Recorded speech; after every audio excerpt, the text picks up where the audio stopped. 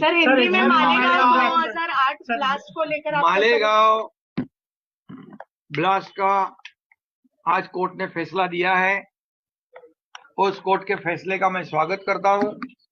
17 साल हुए, 17 साल के बाद इतनी बड़ी इतना बड़ा समय ये जो बेकसूर लोगों ने बिताया है जेल में, ये उनके लिए बहुत ही दुर्भाग्यपूर्ण रहा है।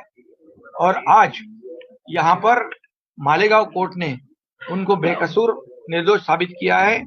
सिर्फ डाउट या संशय के आधार पर, संदेह के आधार पर कोई भी आरोपी नहीं बन सकता या सजा नहीं दे सकते, ऐसा कोर्ट का ऑब्जर्वेशन और कोर्ट का निर्णय है। मैं उनका स्वागत करता हूँ।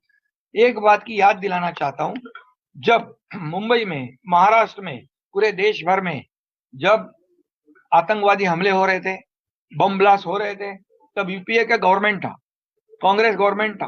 तब उन्होंने कहा था आतंकवाद, दहशतवाद को कोई रंग नहीं होता, कोई कलर नहीं होता, कोई धर्म नहीं होता, कोई नाम नहीं होता। लेकिन आज मालेगांव के जब बम ब्लास्ट में उन्होंने कहा ये भगवा आतंकवाद है, ये भगवा दहशतवाद है, और ये पूरी तरह षड्यंत्र था उनका। ये बहुत बड़ी साजिश थी भगवे को बदनाम करने की, हिंदुत्व को बदनाम करने की। हिंदू ये सहनशील जरूर है, लेकिन वो देशभक्त है, देश प्रेमी है।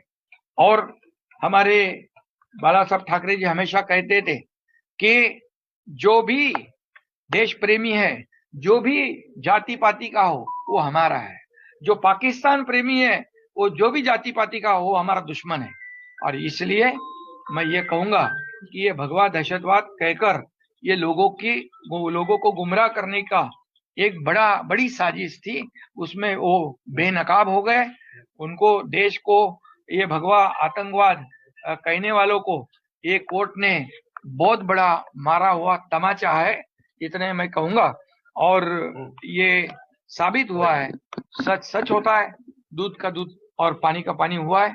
और इसलिए ये कोर्ट का फैसला जो है, ये बेकसूर लोगों को बहुत ही राहत देने वाला निर्णय है।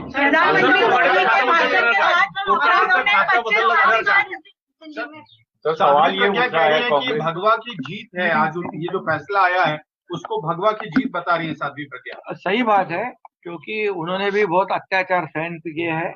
इतने 17 साल उनको उनका कोई भी दोष नहीं होते हुए बेकसूर लोगों को जेल में रहना पड़ा। ये इसका आत्मचिंतन, और सही माने में जिन्होंने ये साजिश रची थी उस वक्त के यूपीए सरकार ने, वहां के जबकि राज्यकर्ताओं ने माफी भी मांगनी चाहिए।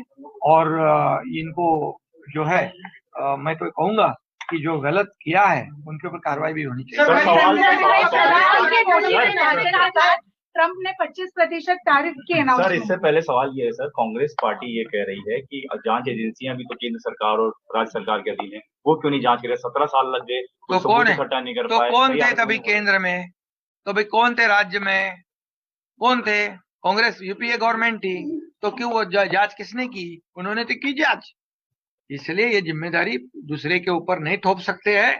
खुद के गिरेबान में झांक कर देखने की आवश्यकता है कि दोषी कौन है। और इसलिए मैं जो कहा है कि कोर्ट का निर्णय उचित है, स्वागत है।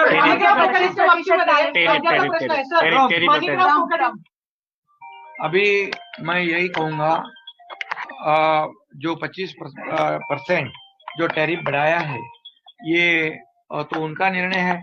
लेकिन मोदी जी ऐसे कोई भी दबाव में आकर कोई भी निर्णय लेने वाले प्रधानमंत्री नहीं है। वो देश के खातिर, देश के लिए जो फायदे का है, देश को आगे बढ़ाने वाला निर्णय वही मोदी जी लेंगे।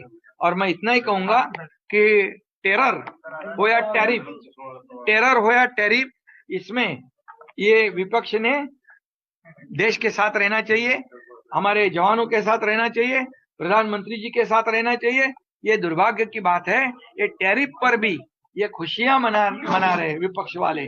और टेरर जब हुआ, ये टेररिस्ट अटैक हुआ, उस पर भी वे विपक्ष खुशियां मना रहे थे।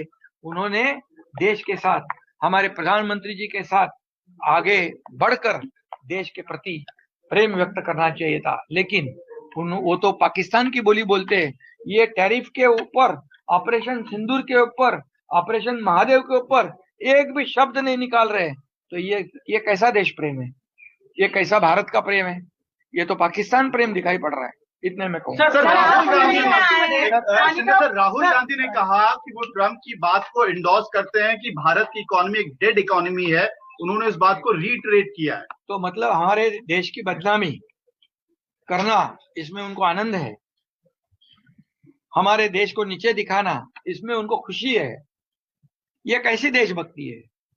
तो इसलिए मैं इतना ही कहूंगा, ऑपरेशन सिंदूर में भी आपने देखा कि जवानों पे सवालिया खड़ा किया उन्होंने, कांग्रेस ने। और जब हमारे लोग मारे गए, कितने बम स्क्वाड ब्लास्ट में कितने सेना के जवान जिनके सर काटकर पाकिस्तान ले जाए गए, उसका हिसाब नहीं पूछते। कितने मिसाइल गिरे, कितने ड्रोन गिरे, क्या गिरे? मतलब हमारे देश को नीचे दिखाते, जो नीचे दिखाते, इसमें खुशियां मनाते, ये सच्ची देशभक्ति नहीं है। ये मैं तो कहूंगा ये पाकिस्तान का प्रेम है। दिल्ली के रोड पे कहा जा रहा है गैंग वॉर है। ऑपोजिशन का कहना है कि गैंग वॉर है कैबिनेट में महाराष्ट्र के। आपके दिल्ली आए, आप दिल्ली आए, कैसे देखते हैं? संजय राउत ये कहते हैं कैबिनेट में गैंग वॉर होने वाला है। राउत नहीं कह रहे तो भी अपोजिशन के दूसरे लीडर्स उसका नाम मत आप समझदार। तो वो इतने मैं कहूंगा, देखिए मैं हर साल नहीं, हर सेशन में, पार्लियामेंट सेशन जब होता है तब मैं आता हूँ, हमारे जो सांसद है उनसे बातचीत करता हूँ।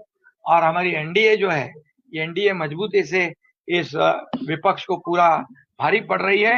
ये भी हमारी शिवसेना दिखा रही है।